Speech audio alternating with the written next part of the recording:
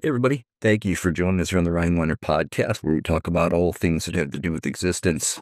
Go ahead and give me a thumbs up if you like what we talk about, and subscribe and all that good stuff. I'm not going to waste your time because we got important stuff to talk about tonight. So, this is a really cool show, you guys. We're going to be talking about some different stuff having to do with the GATE program and our experiences and different things like that.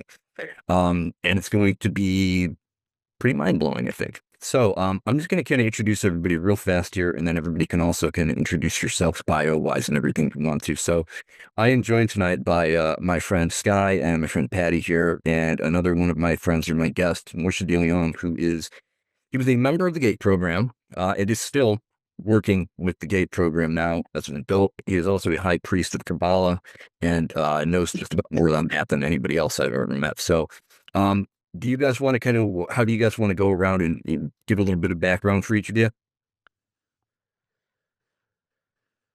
Patty, you want to go first? I shall. So I'm Patrick, and I did gate. Not, I totally didn't do gate program. No, I did gate program in like fourth grade, and actually, they recruited some students from my class, and I wasn't included, and that really offended me. So I applied, and I got in, and it was great. Let me tell you, uh, we did like projects, all kinds of projects. Like we would build bridges out of popsicle sticks and glue, and then like string weights on them and see whose could hold the most weight. And we would build like towers out of toothpicks and straws and stuff and see who could build the highest tower without it collapsing. And then after 1 year, my school canceled the GATE program. They canceled the music program and they canceled pretty much anything fun or creative. Um, and yeah, so I was really bummed out. So my overall experience, as far as I recall, was really good with the GATE program. All right, well, it's good to hear. And yeah, everybody's had real different experiences with it. Sky, you want to let us know a little bit about yourself there? Yeah, so I did the GATE program when I was in fourth grade. Fortunately, I was the only one pulled from class. Um, and it was always like this lady, and we'd sit in like a blacked out room for a little while doing some exercises and then some tests and stuff like that. But um, yeah, that's pretty much it for me. Okay, cool. All right. I'll just run. My memory of this is very, very limited because I grew up in Virginia in a town that could was a total like I don't know, like 1,000 people, if that. I think it might have been close to 500. We had one grade for each schoolroom, and there was like 10 kids in the class. Like that's how small it was. And so we were kind of out in the middle of nowhere. I personally, I remember doing all the testing with it. I remember me and two other kids in my class. Blonde girl and blonde guy that were in the gifted program with me where we were learning French and then some other different stuff they would have us do on computers. Um, and we're talking green screen stuff from back then. This is, a long time ago. But yeah, I don't remember any of the stuff I did with the computers. I remember sitting down there, I remember doing assignments and things that were like games or things and don't remember it. And yeah, at least one time I know myself and like I said, the other two kids ended up being given the pink stuff to drink. Don't remember anything after that.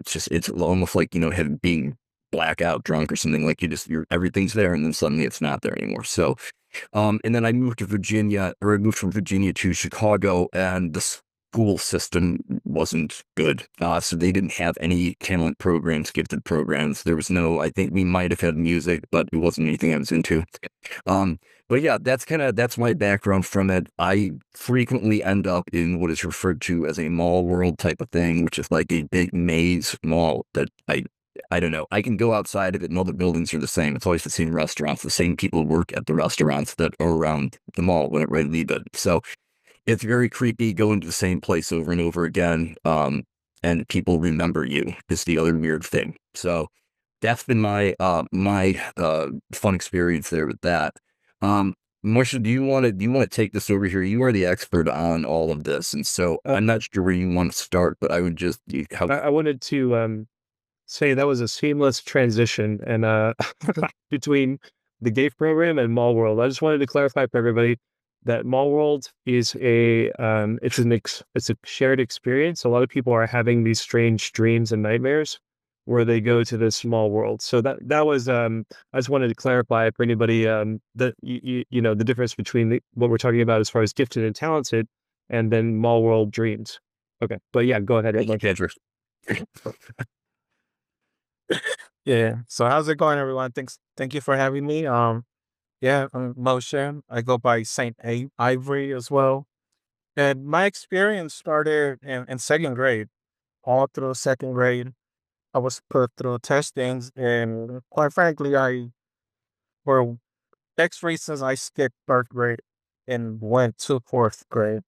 That's where, yeah, I was learning emotions through colors, numbers, and geometry, you know, through shapes, and ever since then, it has shaped my life up to this day, and as I'm still in the GATE program, and yeah, When you say you're still in the GATE program, what does that mean for you these days? it means that through time, I was able to, I guess, pass certain testings and tests that shape my reality and everyone who I guess knew at the time. To this day, I became a high priest within Kabbalah, and it was there where I understood the structure within the GATE program and how it was run, and and more. But I guess my experience really ended up happening in fourth grade, um, where teachers from outside came into our classrooms and pulled us out into these other dark rooms. There were computers there. We were put up through headphones. Uh, it was the whole sort of like sensory testing. It happened through fourth, fifth grade, and sixth grade. It's when I started working more with people call it sacred geometry, but to me, it's simple geometry. Um, I was focusing again in colors through emotions, trying to understand. I was asked what emotion is this color? When you're sad, what color is it popped in your head, or what color do you feel? What do you taste? And these all experiences that were physical, but somehow shaped your reality. It was inside of a psyche. Then 9/11 happened. Things sort of cooled down for a few months, and then my family we moved into another district where I actually it's in seventh grade when I started. I was put, like taken into a school where there were more kids, very very smart kids, high IQ kids. Kids like already know what they were doing and they're solving problems and equations that listen, I had no interest in none of that. But I was there, and that is where sixth, seventh grade we focus on sacred geometry and um I had my breakthrough in sixth and seventh grade. It was in seventh grade. I had my breakthrough. I was able to sort of so they gave me a whole bunch of works, like worksheets through sacred geometry. I was they used to tell me, what do you see? Uh do you see any figures? Things like optical illusion type things. And there was one day, normal day, I actually found myself inside of a queue, inside of that paper. It's hard to explain. Uh, Something that I kept, you know, couldn't tell friends, family, and but when I told the teacher, she stood up and she brought another, like a higher up, that took over. It took out she took out a folder and wrote my name, but she had a list of the kids that had potential, and I was amongst those. My reward were an extra hour, extra 30 minutes of lunch break, and I was happy with that. You know, I was a kid. Yeah, and so on. That's just a little bit. So, and as you progress age-wise, going into, like, what we would think of would be, like, high school, college, all this other different stuff there. Um, did you keep like, were you being actively, like, always in those types of classes, or did it kinda drop off at one point, and now you're doing just kinda regular stuff, but you've still got contact with the people that are running it? Well, seventh, eighth, ninth grade in high school. Mhm. When I was in eighth grade, I had already a year of experience. I was able to astral travel. That was part of the practice. How to astral travel, how to um I wouldn't say teleport. People call it remote By the way, vision. by Yeah. location. Yeah. All these things. I was able to do these things. And it was very interesting because once I from eighth to ninth grade, I transitioned. During that summer, I went through a spiral. Ugh, it was a bad spiral. I was taken to a doctor and psychiatrist. It was in that gap where I was able to open my third eye in a sense, and I was met by some, I guess in the new age, people call them guides, and they were part of the gate program. Uh, So mhm. so basically they were, if I may, they were training you to engage these latent abilities, and then you started encountering um, more beings from other dimensions or the underworld or the heavenlies or something, some kind of more, right, than just humans walking around, right? And then you that caused you to let's not say go crazy, but I mean, if you're talking to all, entities and stuff, people will be concerned, right? So they sent you to a psychiatric evaluation. Yeah. Um, but at the same time, they're trying to maintain this pressure on you to keep growing your abilities. So you developed like your third eye. So you're perceiving other entities, right? And you're trying to distinguish like who is really walking around, like who has a body and who is just a spirit or some kind of entity that, so distinguishing the difference between those things is difficult for a child, right? Oh, very difficult, and it was in the middle of seventh grade when I was I guess appointed to a shadow. They call shadow someone who walks with you and sort of watches you. Seventh, eighth grade, I had a person sort of I was put in like quote unquote special ed where I needed extra help, but it was someone specialized in case I went into a full spiral. So now looking back, kids were put in different four sections. There's the physical world, the emotional world, the mental world, and the spiritual world. So they were they were searching for kids based on their, how should I say it? Based on the way they can perceive reality. Does that make sense? Mhm. So you're saying there's 4 different, archetypical types of perception? Yes. And the high IQ kids were in the intellectual world, in the intellectual group, which is the basically is how you think, analyze, understand, and perceive meaning. You know, but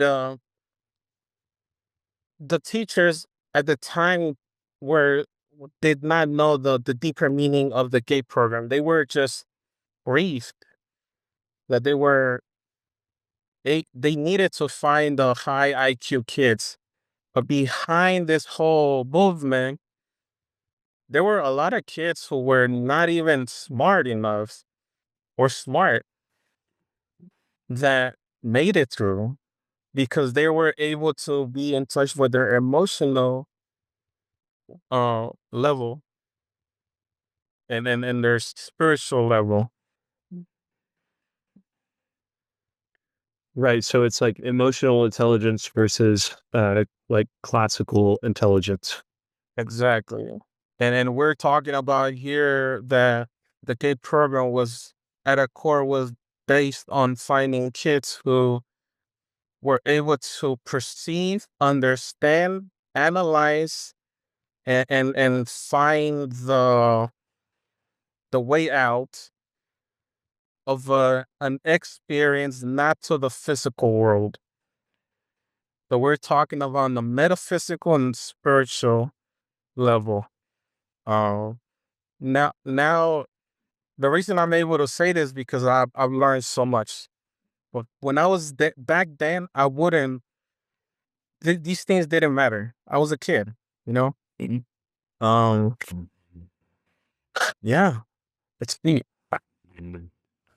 Well, I think it's also, at the same time you're in 7th grade, trying to learn to talk to girls and stuff, and at the same time, then you're getting saddled with all this other training and stuff on top of it. You mentioned that the teachers didn't really understand what the GATE program was. Could we go in deeper in depth on that for people who maybe read they don't know that much about the background on this still? Um, what were the teachers being told versus what was the real reason? Like, why were they trying to find all of us? Well, the main the well, you gotta understand that it's reality. It's a physical reality.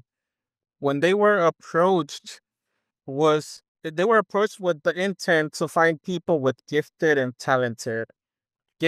talents. Teachers understood that was at a physical level, high IQ, smart people who were able to, find the meaning of mathematical equations, read and stuff like that. They were told that. But behind there was another group scouting kids that were really, more into the spiritual and to the emotional levels.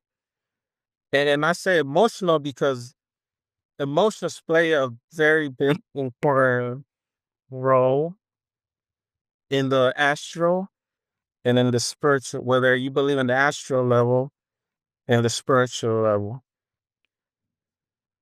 Um, I know this because going from 8th to 9th grade, like I said, these beings, quote unquote guides, were they were they came to me and they took over from basically they told me going into 9th grade, you have to experience life, but the life that you have to experience will be suggested to you. It's very important what I'm talking about. This is not mind control Mhm. because they weren't controlling my mind. They were suggestions. Um, and some of these suggestions were that I was gonna find a girlfriend in 9th grade, and I asked, why are these things put in front of me, and they mention because it's part of the trajectory that you're gonna take, and it will eventually shape your reality to where you need to be. And when I said no, no, like I'm not gonna. First of all, they were not voices. It was more. They weren't voices. They were inner suggestions. It was like an internal voice more than a outer voice. If that makes sense, because people that hear voices, they're still like outer in the outer shell. This was more like an internal voice. And when you know, every time I said no, they used to tell me, uh, we're running out of time. We're running out of time. Time is running out. Time is running out. And I'm like, for what? What is the reason? I was in ninth grade. I didn't care about these things, but it did really affect me and the way that I perceive life. Um, I did ended up going into relationships that were suggested by these beings, but at the time I was still being pecked, or teachers from eighth grade, elementary school were still calling and seeing how was I doing. Um, I had a therapist all through middle school. She was calling and we were meeting, still having meetings, checking how's life, what are you been up to. Even the doctors that I went to were they were a little, they're a little sketchy. Hmm. Now that I know, yeah. Um, some of them were like, listen, you don't have to really do what you're being told. If anything, if you ever hear voices, don't, just follow your path. But did I really have a path? No, because I was fed with the idea that, you know, I guess we can all relate that we're here to be superheroes, or there's something that we're here to do or save humanity, quote unquote.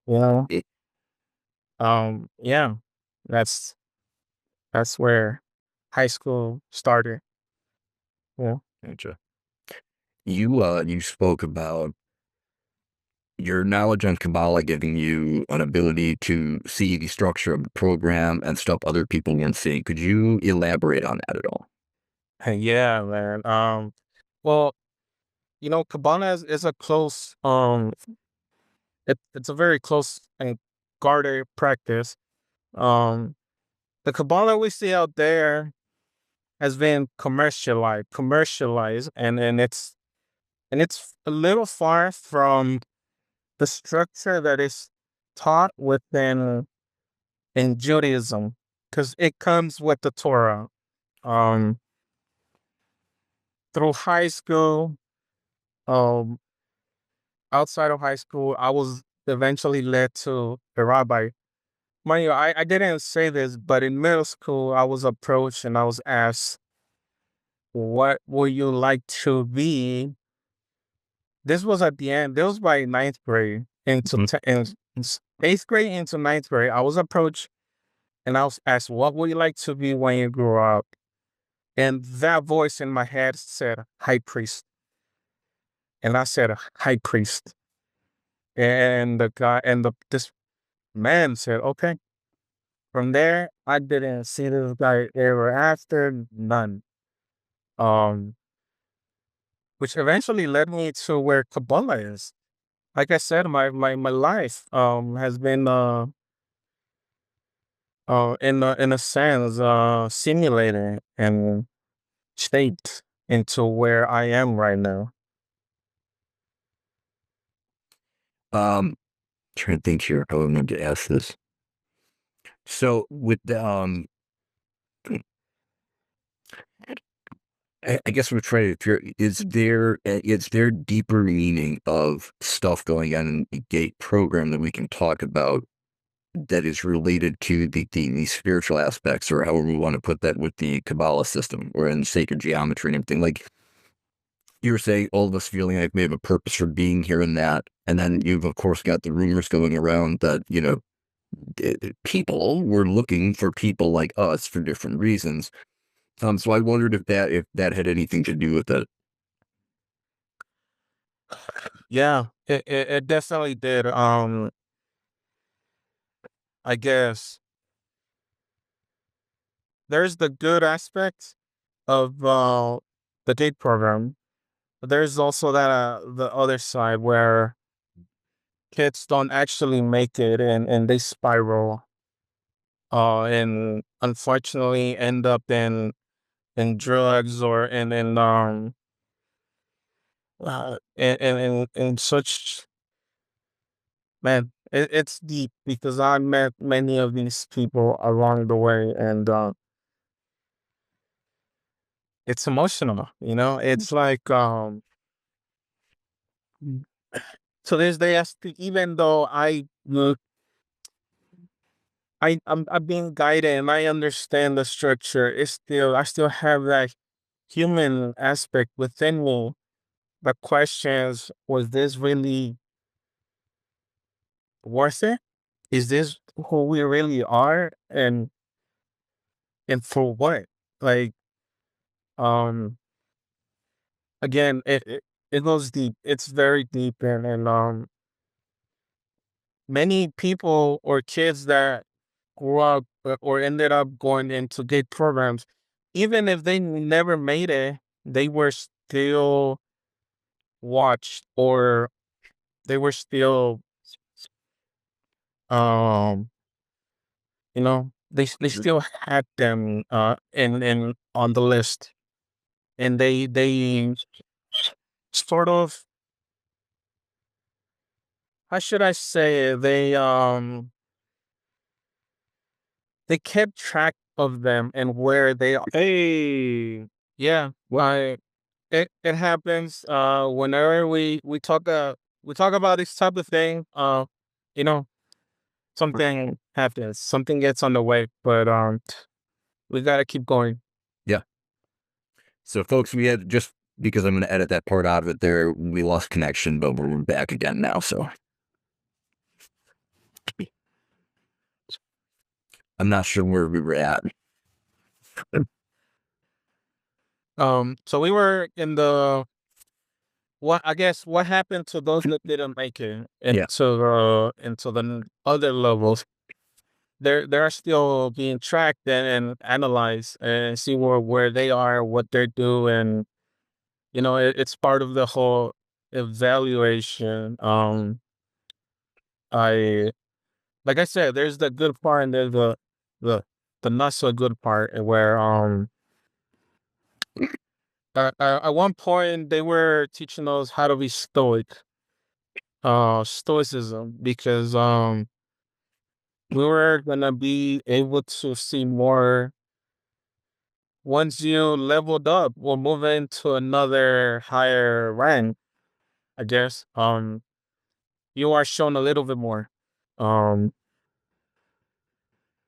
and I lost people. Like, I didn't lose people and the friends and stuff like that. It was very traumatic for me. That I had to do certain things because, or I was reminded that I had a higher purpose. Um, and like I said, nothing in my life was natural. It was all chosen. They were sort of like opening windows and opportunities for me to experience. And amongst those opportunities were who I was gonna date and who were gonna be my friends, what jobs I can have. All of these things were sort of provided to me. Yeah. Gotcha. Okay. Anybody else hearing bird chirping right now? Yeah. I don't know what it is. Okay. Um, Well, let's see here. Something you said earlier about saving the world, and we've all talked about this before, that, if anybody's putting the pressure on themselves that they're supposed to save the world, you can stop. Nobody expects you to save the world. I like that bringing it to stoicism thing, because it kind of makes you, stoicism teaches you have to stand on your own 2 feet. It's great that there's people out there that can help, and we have friends and family and everybody, but kind of at the end of the day, we are all responsible for our own salvation, if we wanted to put it that way, maybe. Absolutely, and that is that is the mindset that we should take on. Like I told you, all of I as you go on, me, especially me, as I went into Kabbalah, I started understanding more about the stoicism and for being stoic. And I started realizing that it was a way not being manipulated, but telling you that it's okay to go through these painful and traumas, and and eventually you will gain experience from them. I, you know, it, I have a different mindset, but it helped, I guess. What kind of stuff, specifically, if we want to talk about Kabbalah, um, we talked about there being differences in the kind of informations being given out on different levels, and that just kind of is how it is. With, all of your work with that, and then all the other different stuff you've done gave from that, what's your kind of view? How you want to talk about kind of like I guess we call it maybe the cosmology of things, like, kind of how Kabbalah views the universe and this physical reality, that kind of stuff. Yeah, well, I guess in Kabbalah, that's where I learned about the physical world, the physical, the emotional, the mental, the spiritual, and then there's the infinite reality, Ein Sof. So I guess in Kabbalah terms, Asiya, Yetzirah, Beriah, Atzilus, and Ein Sof. Um, all of these are metaphysical realities that shape the physical world, which only makes sense. It makes sense now, and it opens the map of what the gate program was looking into, because all their work was based on the spiritual level. Um, I guess they were teaching um how to be in the astral, how whew, they were teaching some incredible things. Along the lines they were teaching dark psychology.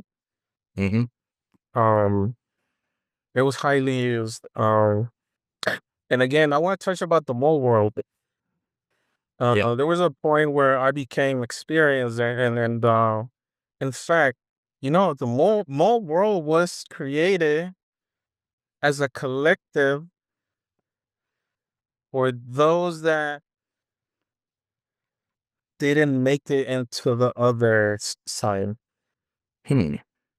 Because I had friends who were in the mole world, and I was given permission in the astral, whether people perceive it through dreams or vivid dreaming. I was given permission to go visit friends who were inside the mole world. Along It was not only a mole world, it could be you know all sort of things. Yeah. So I've had an experience with mall worlds.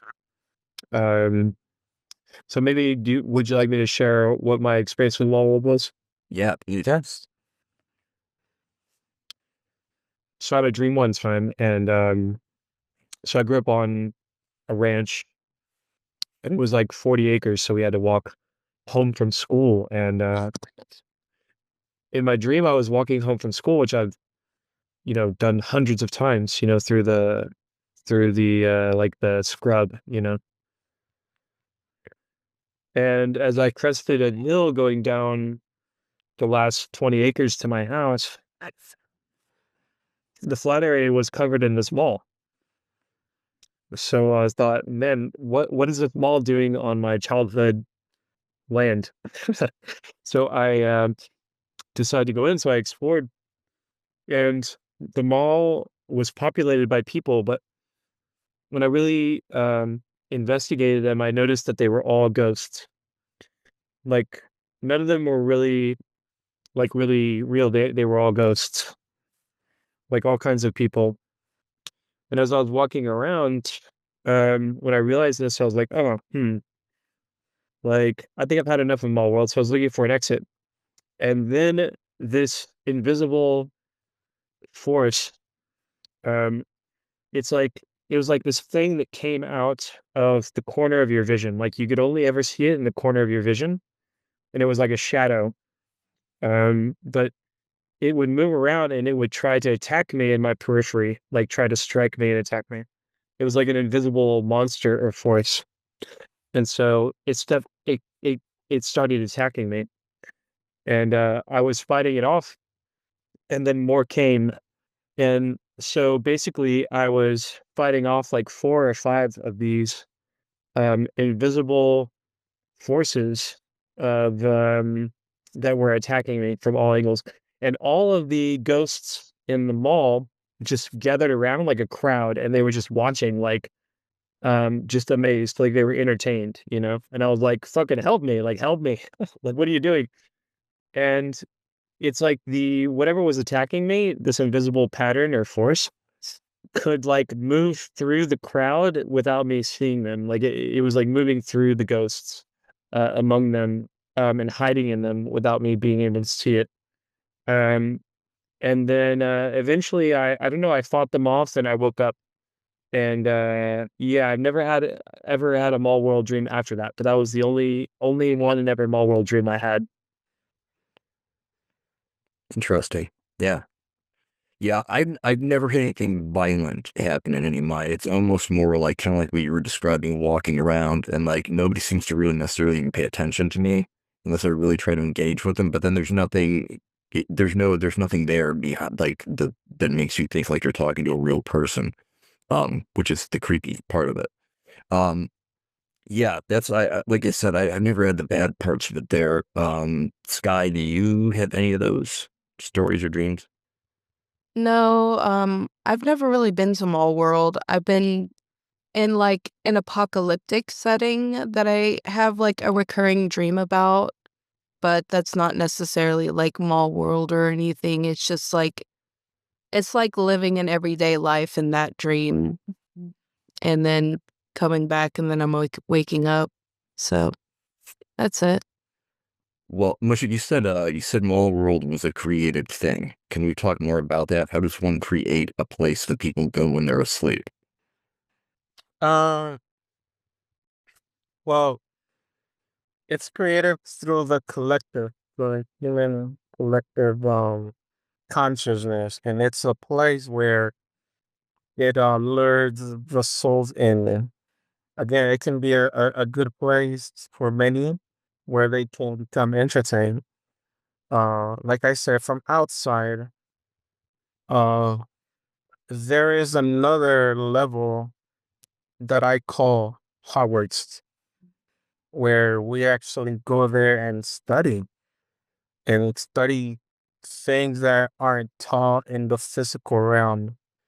Um, Again, it sounds like a fairy tale, and um, I don't want to get too deep into that. I could later on, but Yeah. I was allowed to go visit friends in Mole World, and you know, I guess coming into this world, or once I engaged in Kabbalah, once I became, I was, I guess, appointed to a rabbi, to a Kabbalist, who became like a father figure to me and adopted me. I start understanding that there is more to reality, and that the reality I was being said, and for example, the relationships were not manipulated, but they were still suggested to me, and I took them because I wasn't fully aware of how things work. Um, so when I met him, I realized that the come into this reality, I came in with someone with another soul. Uh, I guess we can call it the feminine aspect. And she happened to be at the mole world, and I happened to visit her at the mole world. And to this day, I visit her at the mole world, and I see this as a form of manipulation where I it helped me instead of becoming in a victim's mentality. I delve deeper into the structure and to understand what is really going on. And that is how I found out many things. And through this rabbi that helped me um understand. Um but I don't want to really get deep in Kabbalah because it's a closed practice for a reason. Yeah. But many of those that did end up on a higher level within the game program go into different realms to study, and which I call Hogwarts. Interesting. Mhm. I know we don't want to get too deep into any one particular thing here, because otherwise, like you said, there's so much to unpack. We don't want to overwhelm everybody out there, because a lot of people, this is brand new to them. They may not even know that they were a part of this or anything like that. So I would highly suggest everybody goes, looks the sort of stuff up. But what kind of other stuff would you like to talk about or touch on, like in this episode, so to speak? Well, first that I guess my personal experience with the game program wasn't really. It was good, but it was constructed, and like I understand there's a lot of people out there, and I see it all the time that don't have recall or memory of what really happened. And I don't wanna it's not about being chosen. It's about that the program was focused more on I don't it was focused more on those that got the message. Those that really understood what was going on and moved on their own. Mm-hmm.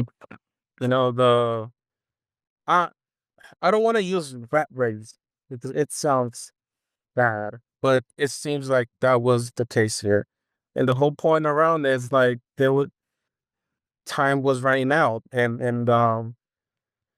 it was in the gay program where I learned about TikTok, the app, and other things, amongst them uh Bitcoin. These were already spoken to 2000, 2008, 2009. Yeah. You said previous when we were conversation before this, you wanted to talk about the architects. Is that something we want to get into, or would that be a little too deep? Well, to speak about the architects, we will have to first get in a little bit of Kabbalah, but we can use that. We can talk about that in the next. If there's another episode. Yeah.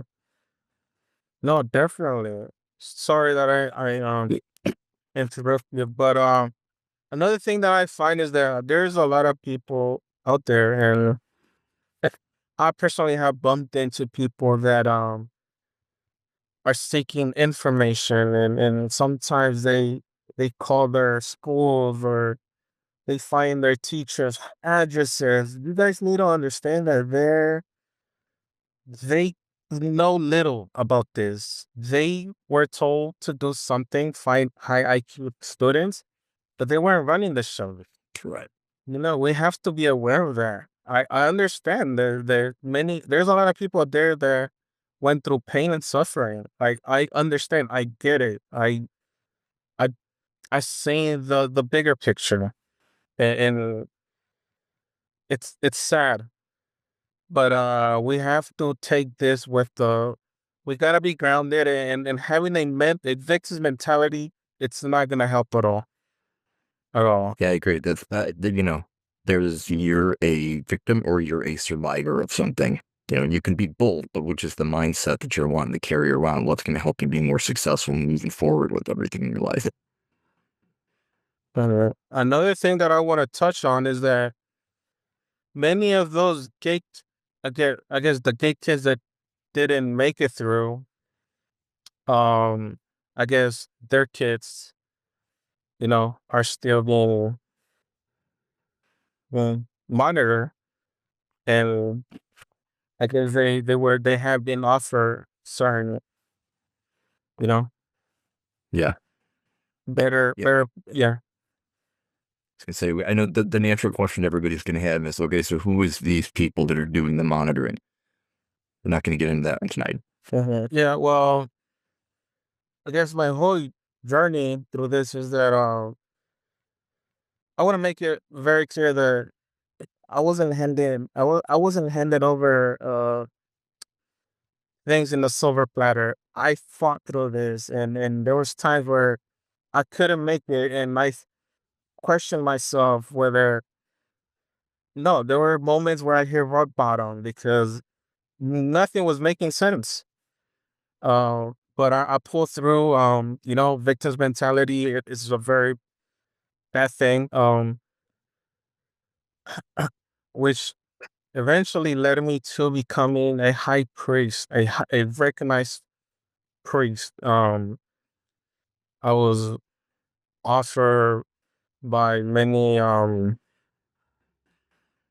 was offered contracts by many agencies. I was mapping. I was doing astral traveling. I was teaching people how to balance how to ground their emotions, how to ground their psychic abilities.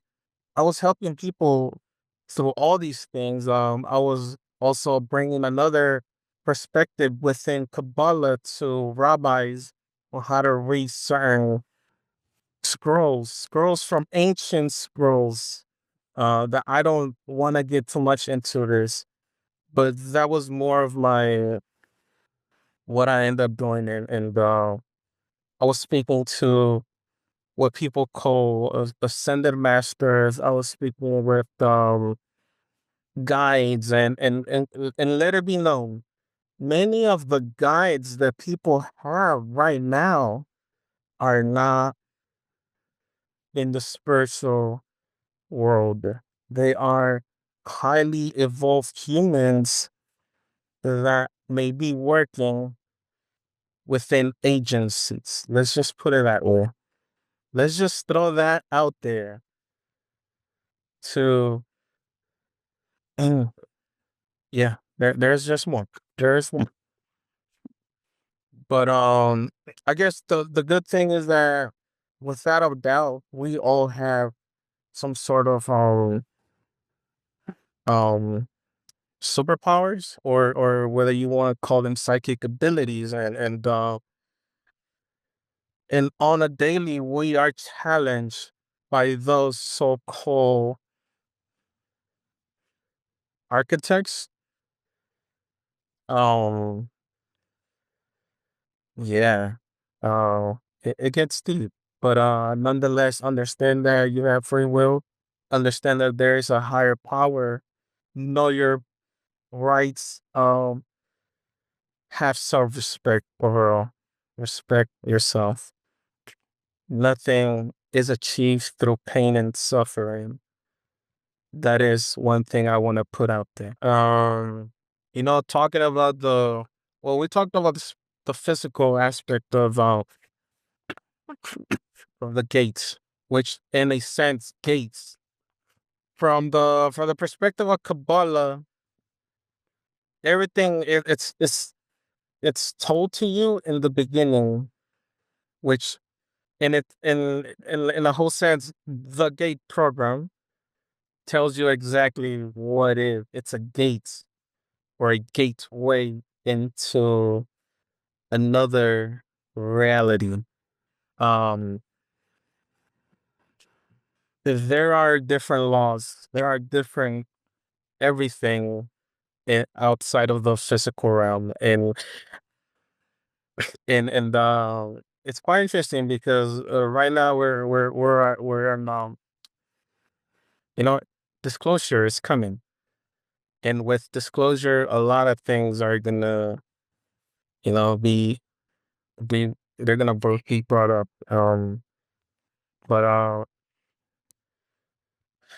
don't get caught up too much in all of this. I guess I should, tell people to just stay calm and yes, there is a higher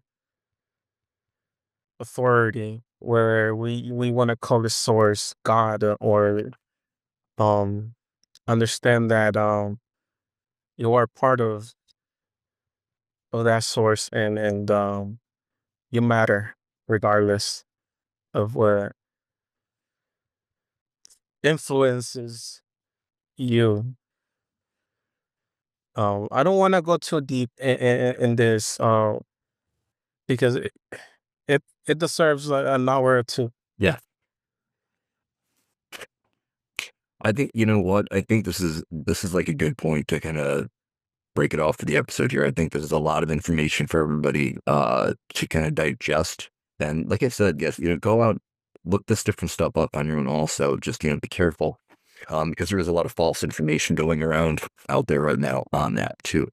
But yeah, if anybody has anything closing they want to say, go for it. Otherwise, we'll wrap this up and get that together next time. All right, awesome. All right, well, everybody, thank you for joining me tonight. Really appreciate it. Marsha, thank you for your time and just dropping all this knowledge on us here. And Patty and Havana, thank you very much for being out here also as well. Yeah, we will let this go. And like I said, guys, we're gonna reconvene and give some more detailed information on different topics moving forward on the next episode too. So, all right, so thank you guys. Have a great night.